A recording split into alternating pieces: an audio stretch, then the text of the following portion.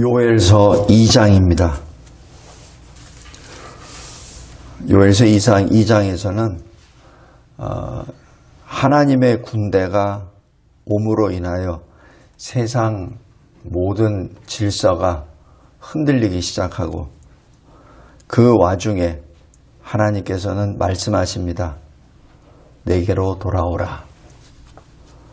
그리고 이른 비와 늦은 비를 적당하게 주신다는 약속을 하시고, 그리고 마지막으로 주 여호와의 이름을 부르는 자는 구원을 얻으리라 라는 말씀으로 이 요엘서 2장을 크게 볼 수 있겠습니다. 먼저 첫 번째 1절에서부터 11절까지 여호와의 군대가 임합니다. 여기서 1절에 보면은 경고의 소리, 나팔을 소리, 그리고 여호와의 날이 임하게 되었다라고 그렇게 기록합니다. 이 뜻은 이 땅에 있는 모든 사람들아 들으라 라는 얘기죠. 하나님의 군대가 온다는 것은 심판의 때가 온다는 것을 또한 여기서 시사합니다. 어둡고 캄캄한 그 날이 2절에 짙고 구름이 덮인 날, 새벽빛이 산꼭대기에 덮인 것과 같다. 많고 강한 백성이 이르렀다. 이와 같은 것이 옛날에도 없었고 이후에도 대대 없으리로다. 이것이 초유의 역사요. 그리고 하나님의 심판의 날이라는 것을 여기서 여러 가지 표현으로 표현하고 있습니다. 많고 강한 백성이라고 하는 것은 이 백성은 히브리어 말로 군인과 같이 사용됩니다. 그래서 헤아릴 수 없이 많고 강한 군대가 여호와의 군대가 임하였다라고 기록합니다. 그 여호와의 군대는 어느 정도냐면은 여기 7절, 8절 보면은 용사같이 달린다. 무사같이 성을 기어오른다. 각기 자기의 길로 나아간다. 그 줄을 이탈하지 아니한다. 정의 군사를 말합니다. 어느 누구도 거기서 대열을 이탈하거나 삐뚤어지거나 그 대열에서 벗어난 자가 없다는 것을 말하죠. 8절에는 피차 부딪히지도 아니한다. 강하고 많은 수가 빠른 속도로 지금 진행하는데 서로가 부딪히지도 않는다. 각기 자기 길로 나아간다. 무기를 돌파하고 나아가 상하지 아니한다라고 기록합니다.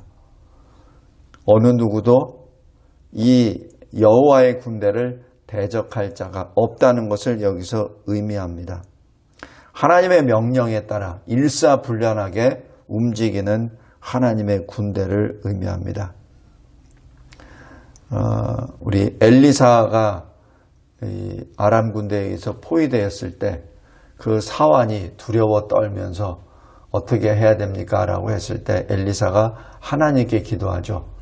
이 어린 종의 눈을 띄워주십시오 라고 했을 때 그 사환의 눈에 전개되는 것은 불말과 불병거. 지금 아람군이 자기 성을 둘러싸고 있는 그 수보다 훨씬 더 많은 강력한 하나님의 군대가 그들을 에워싸고 있다는 것을 하나님이 보여주시죠. 마찬가지 여기서 나오는 2장 1절부터 11절까지는 바로 그러한 하나님의 군대가 온다라는 것을 의미합니다. 심판의 역사이죠. 하나님의 절대 주권에 의하여 이 세상의 악한 무리들이 심판을 받는 바로 그 직전의 모습입니다. 두 번째, 12절부터 17절까지입니다. 이때 하나님의 말씀이 임합니다. 12절에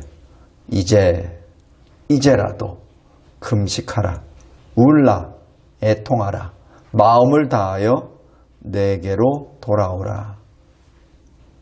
지금 하나님께로 돌아오라는 그 명령을 여기서 하십니다. 근데 할 때 그냥 너희들 흉내만 내지 말고 실제 금식하라. 크게 울라. 애통하라.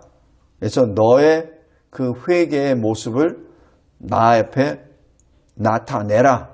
라고 그렇게 말씀합니다. 마음을 다하여 내게로 돌아오라. 두 마음 갖지 말라. 한 마음으로 온 힘을 다하여 내게로 돌아오라. 13절. 옷을 찢지 말라. 이 옷을 찢으란 얘기는 누구에게 보이기 위한 회개의 표죠. 그런데 주님이 말씀하십니다. 그 가식적으로 하지 말고 너의 마음을 찢으라.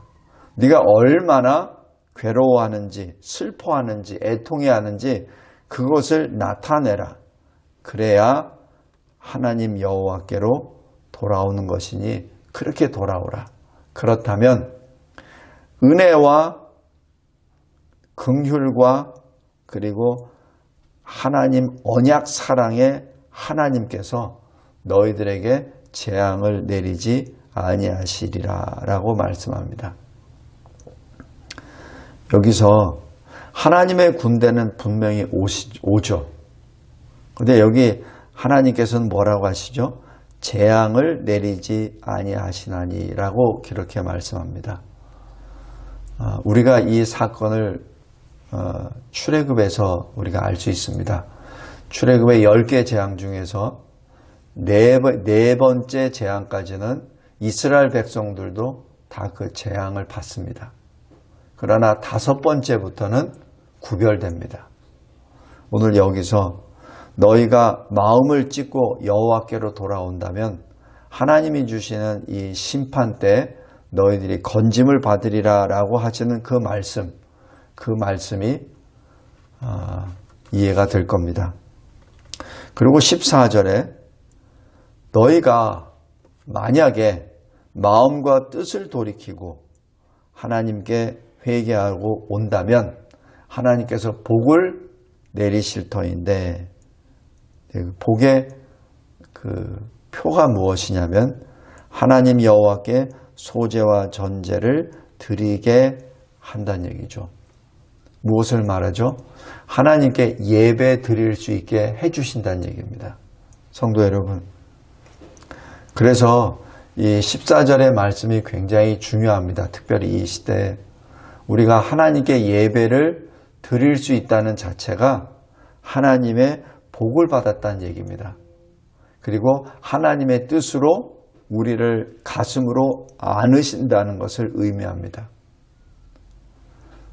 만약에 하나님이 우리에게 재앙을 내리시기로 작정하신다면 우리가 하나님 앞에 예배 드릴 수 없습니다.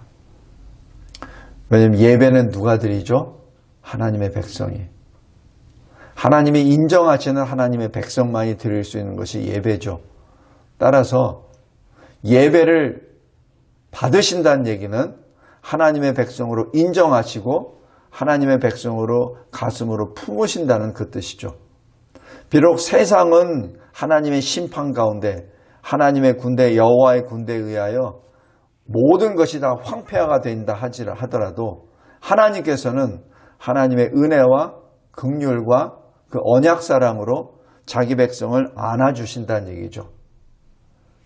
요한계시록에 나와 있는 3번에 거친 그 심판 가운데 하나님께서는 자기 백성으로부터 예배를 받으시죠. 그 예배의 모습이 바로 이 모습입니다.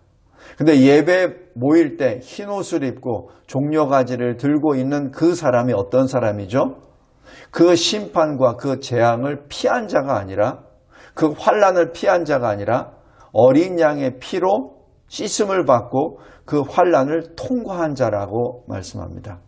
출애굽 역사도 마찬가지예요. 출애굽에서 나온 이스라엘 백성들은 10개의 재앙을 피한 자가 아니라 10개의 재앙을 통과한 자입니다. 그런데 이 4개의 재앙까지는 같이 환난을 받아요. 그러나 5번부터 10번째까지는 하나님께서 보호하시고 이끌어나 주시죠. 마지막 때에도 마찬가지라 믿습니다.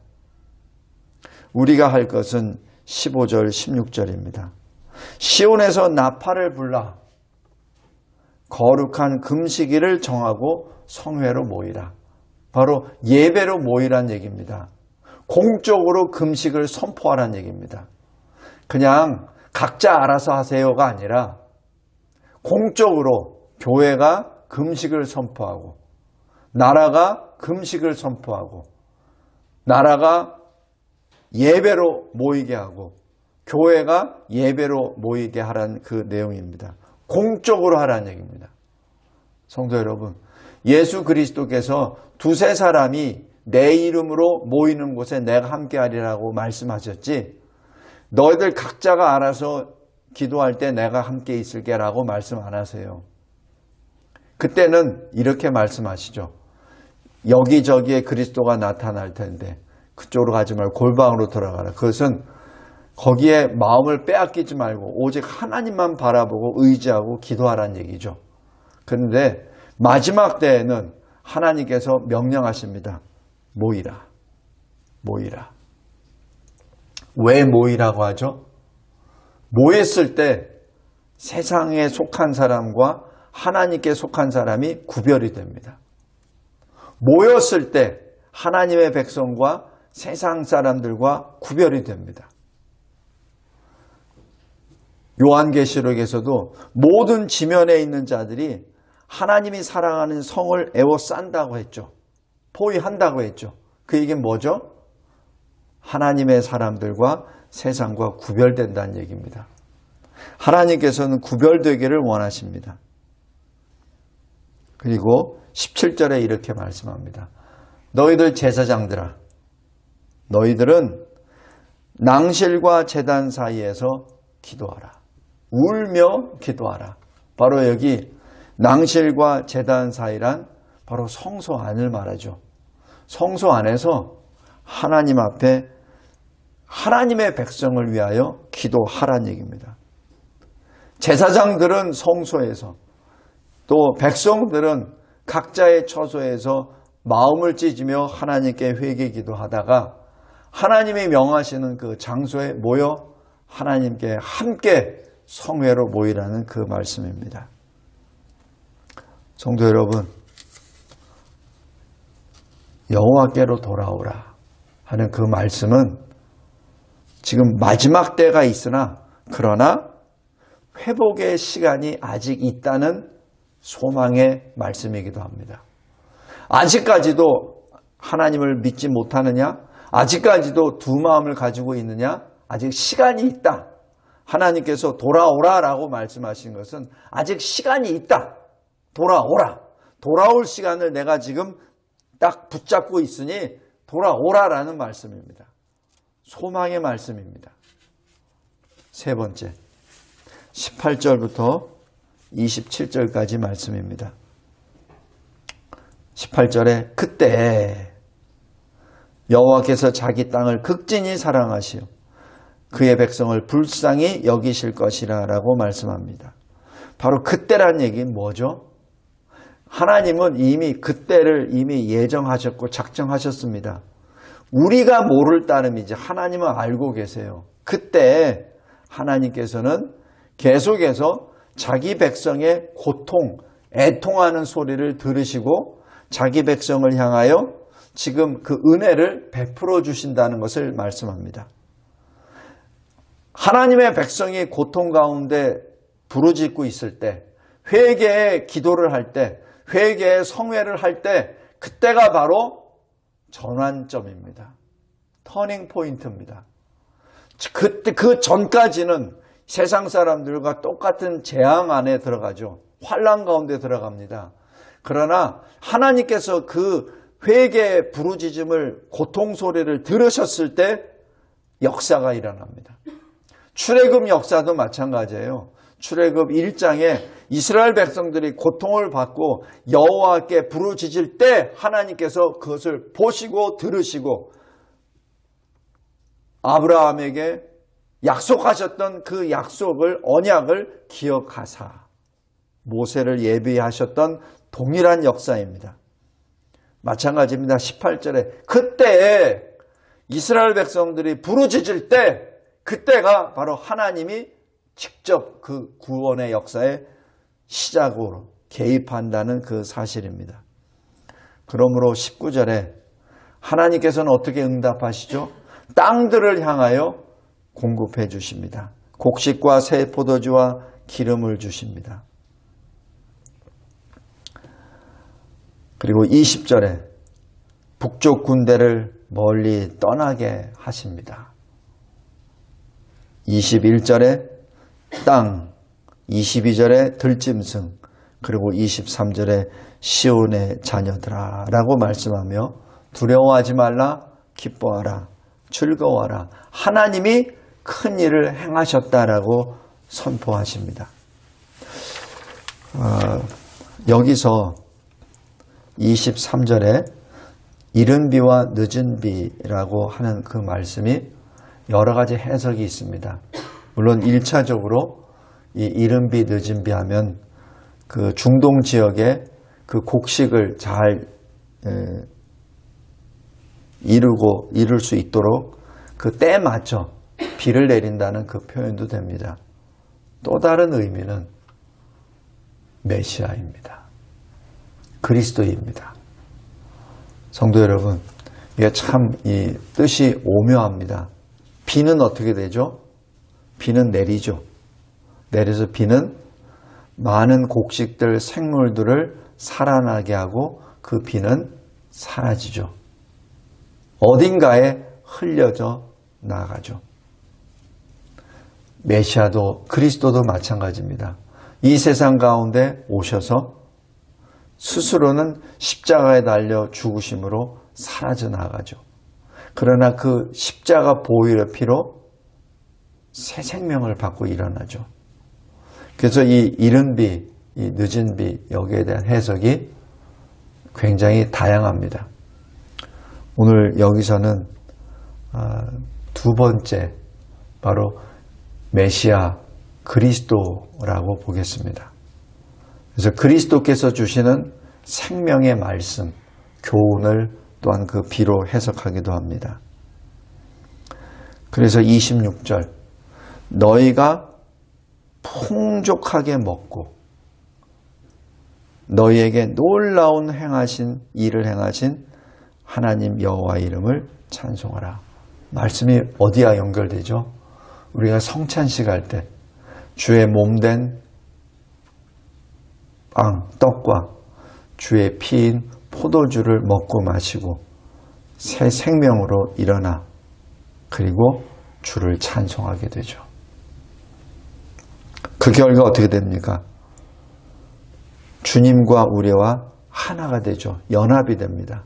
주님은 우리의 주님이 되시고 우리는 주님의 백성이 되고 그러므로 영원하신 주님이 계시기에 우리는 영원토록 수치를 당하지 아니합니다. 놀라운 이 요엘서의 이 말씀과 우리 주님이 행하시는 그 역사와 일치가 됩니다. 바로 언약의 하나님에 의하여 하나님의 백성들이 언약 백성들이 회복됨을 여기서 말씀합니다. 마지막 네 번째 28절부터 32절입니다. 그 후에 이런 일이 있고 난 다음 그 후에 내가 내 영을 만민에게 부어주리라. 예수 그리스도의 십자가의 죽으심, 그 죽으심으로 인하여 우리의 모든 죄가 예수 이름 안에서 다 속죄함을 받고 예수 그리스도의 이름을 믿는 자마다 주님과 함께 십자가에서 죽고 3일 만에 부활하신 주님과 함께 부활하는 놀라운 새 생명을 잊게 됐죠. 그리고 난 다음에 28절 그 후에 내가 내 영을 만민에게 부어주리라. 바로 성령 강림의 역사, 오순절 성령 강림의 역사가 여기서 등장하게 됩니다. 이 역사가 이 베드로 사도가 그것을 영으로 받고 사도행전 2장에 담대하게 이 요엘서 이 말씀을 들어서 설교를 하죠. 그것이 베드로 사도, 허물 많고 또 성질도 급하고 또 신학적인 어떤 그 깊이도 그렇게 깊지 않고 그런 베드로가 담대히 성령의 충만함을 입고 최초 설교한 그 내용, 본문이, 설교 본문이 바로 여기 요엘서 2장 28절부터 이하입니다. 사도 베드로가 첫 설교하는 성경 본문입니다. 예수 그리스도께서 이 요엘서 2장 전체 말씀을 지금 성취하셨다는 것을 선언하시는 것이죠. 놀라운 역사입니다. 만민에게 부어주리라. 이 말씀은 누구의 기도 응답이죠? 모세의 기도 응답입니다. 모세가 하나님의 말씀을 받고 이스라엘 백성들에게 계속해서 하나님의 말씀을 전하죠. 장로들이 일어나죠. 지도자들이 일어나죠. 네가 뭔데 감히 우리에게 이래라 저래라 하느냐라고 얘기하죠. 우리도 하나님의 말씀을 들은 사람인데, 우리도 출애굽에 직접 영향을 체험한 사람인데 왜 너만 혼자 잘난 척하며 하느냐라고 부르짖죠. 그러자 하나님께서 모세를 향하여 말씀합니다. 내가 이 백성들, 이 장로들, 이 12지파의 대표들에게 내가 예언케 하리라. 나오게 하라. 라고 했을 때 나오지도 않아요. 그 일부는. 그러나 하나님의 영이 임하셨을 때 그 지도자들이, 장로들이 예언하기 시작합니다. 이때 이 모세 사환이었던 여호수아가 막 달려와서 얘기하죠. 저 사람들도 예언합니다. 하지 못하게 하소서. 그때 모세가 한 말. 나는 이스라엘 전체가 하나님의 영을 받고 예언하기를 원한다. 선지자가 되기를 원한다. 라고 말씀합니다. 이것은 단순히 모세가 일시적으로 감정적으로 하는 것이 아니라 하나님께 기도한 내용입니다. 하나님, 내가 이 백성들을 내가 낳았습니까? 어찌하여 나에게 이 무거운 짐을 주십니까? 라고 했을 때 하나님께서 모세를 위로해 주시고 이러한 역사를 보여주시죠. 바로 그 기도의 역사가 지금 이 새 영을 만민에게 부어주리라는 이 말씀으로 응답해 주십니다. 놀라운 역사입니다. 하나님 앞에 기도한 역사는 그 방법과 때가 우리가 예측하지 못해서 그렇지, 우리가 기도한 내용은 하나님의 뜻대로 기도한 내용이라면 그것은 다 응답해 주십니다. 모세가 출애굽 33장에 주 여호와의 영광을 나에게 보여주십시오, 보여달라고 기도했을 때 그때는 모세를 살리시기 위해서 뒷 영광만 보여주셨죠. 그러나 모세에게 여호와의 영광을 보여주시죠. 언제? 변화산에서. 성도 여러분, 우리 각자가 하나님의 뜻에 맞춰서 하나님께 기도한 내용 분명히 있습니다. 반드시 이루어집니다. 이 세상에서 우리가 살아있는 동안 못 받을 수도 있어요. 그러나 하나님은 기억하십니다. 그리고 하나님은 하나님의 방법으로 그 기도에 응답해 주십니다. 오늘 여기 28절, 내가 내 영을 만민에게 부어주리라 라는 그 말씀, 모세의 기도 응답입니다. 그 결과 어떻게 되죠? 남녀노소 구분 없습니다. 성별도 구분 없습니다. 민족, 종족, 언어 소용없습니다. 하나님의 은혜를 받은 자들은 다 말하게 됩니다. 늙은이는 꿈을 꾸고, 자녀들은 장래일을 말하고, 젊은이는 이상을 보고, 종들도 마찬가지 이 모든 것을 보리라 라고 말씀합니다. 성도 여러분, 우리는 바로 이 시대를 지나 통과한 시대에 우리는 살고 있습니다. 그래서 32절 말씀입니다. 누구든지 여호와의 이름을 부르는 자는 구원을 얻으리라. 우리가 바로 이 시대에 살고 있으며 우리는 이 말씀, 이 복음을 들고 이 세상을 걸어 나아가는 하늘의 권세를 받은 자가 되었습니다. 성도 여러분,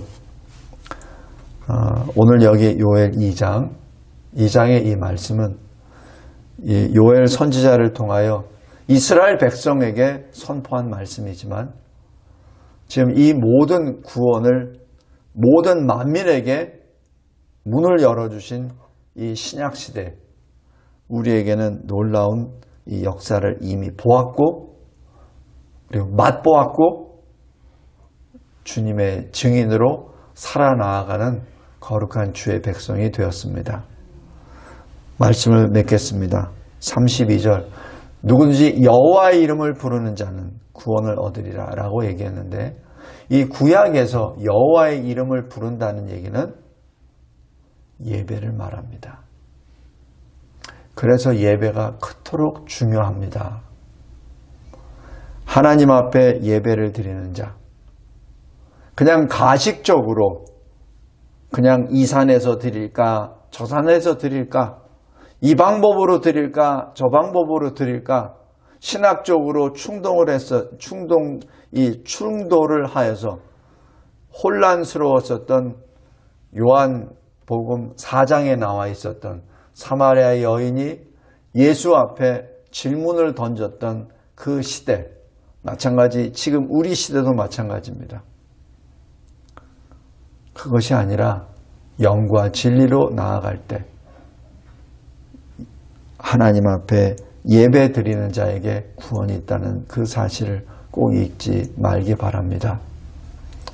예배는 오늘 여기 회개하는 자가 마음을 찢으며 온 마음을 찢으며 공적으로 주의 백성들이 모여 성회로 하나님께 부르짖을 때 그것이 참된 예배입니다.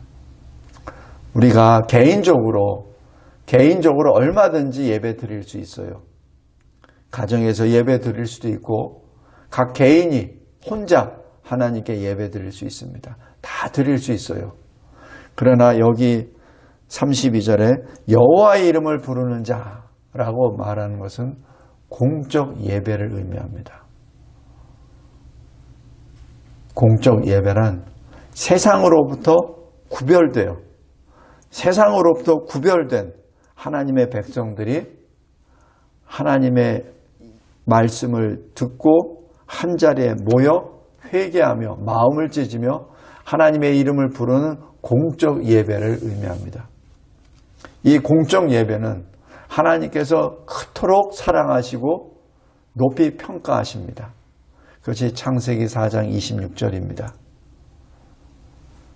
아담의 범죄 이후 가인과 아벨이 죽고 난 이후 그 많은 일들이 벌어진 그 사건 앞에 하나님이 비로소 성경 말씀에 기록하신 것 에노스 때에 여호와의 이름을 불렀더라. 그 말씀을 창세기 창조 역사 이후에 타락 역사 이후에 하나님께서 기억하시는 첫 번째 사건입니다. 그 사건을 요엘서 2장 32절에 다시 봤습니다. 누구든지 여호와의 이름을 부르는 자는 구원을 얻으리니. 성도 여러분, 우리가 바로 이러한 시대에 살고 있습니다. 하나님 앞에 찬양 드립시다. 끊임없이 찬양 드립시다. 그리고 예배를 드리는 그 시간과 장소에 늘 함께 모여 하나님의 이름을 부르며 구원받은 자의 영광을 나타냅시다. 그리고 이 마지막 때 이 일로 인하여 많은 박해가 있을 줄 압니다. 많은 어려움이 닥칠 수 있습니다. 그럴 때일수록 기억합시다. 누구든지 여호와의 이름을 부르는 자에게는 구원을 얻으리니 영원한 구원을 받고 저 천국의 영광을 노래하는 저와 여러분이 되시기를 주 예수 그리스도의 이름으로 기도합니다. 하나님 아버지 감사하고 감사합니다. 환난과 재앙과 위기 가운데 우리가 살 길은 바로 회개요. 하나님께 돌아가는 그 길이요. 그 길이 생명에 이르는 길이요. 그 길을 통하여 우리를 새롭게 하신다는 놀라운 말씀을 주심에 감사합니다. 또 이 모든 일을 위하여 주 예수 그리스도께서 마치 이 세상에 생명을 주기 위하여 내린 비와 같이 이 세상에 오시어 우리 가운데 거하시는 임마누엘로 오시사 우리를 주 예수 그리스도 어린 양의 피로 구원하여 주시고 부활의 역사로 새 생명을 입고 새롭게 하신 놀라운 영광, 그리고 그 후에 하나님의 성령의 강림으로 성령 충만함을 입고 하나님 앞에 구원의 노래 그리고 생명의 예배를 드리도록 인도해 주신 은혜 진심으로 감사합니다. 마지막 때 이 모든 일에 증인으로 저희들을 사용하여 주옵소서. 예수 그리스도의 이름으로 기도드리옵나이다. 아멘.